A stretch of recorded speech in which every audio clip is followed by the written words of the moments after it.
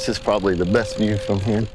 You can just see it right down through there. It's the world's largest radio telescope. They listen for, I'm not sure what, maybe extraterrestrials. When I was 13, we took a trip up to the observatory, and I was just like in nerd heaven. It's an interesting discrepancy that we have this incredibly advanced, cutting-edge science and engineering going on in this fairly rural environment. Some lovely decorations on the tree. Welcome to West Virginia.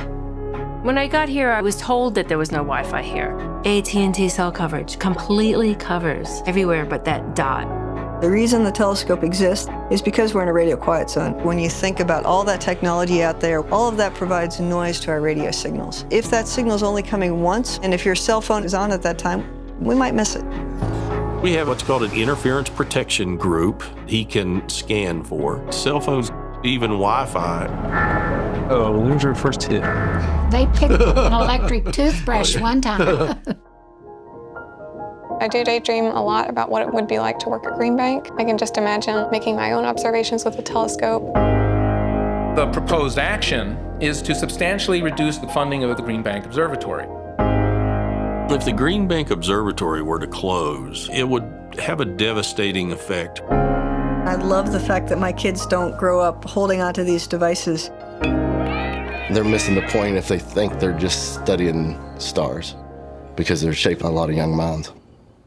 The everyday questions that occur here somewhere else would be the once-in-a-lifetime question.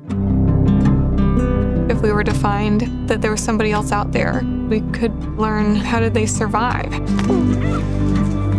On the flip side of that, if we don't find anything, that would mean that it's extremely important for us to preserve our planet, to preserve our existence as a species.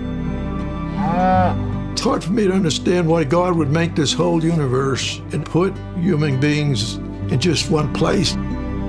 I think they're out there somewhere. But we should get better TV with a dish that big.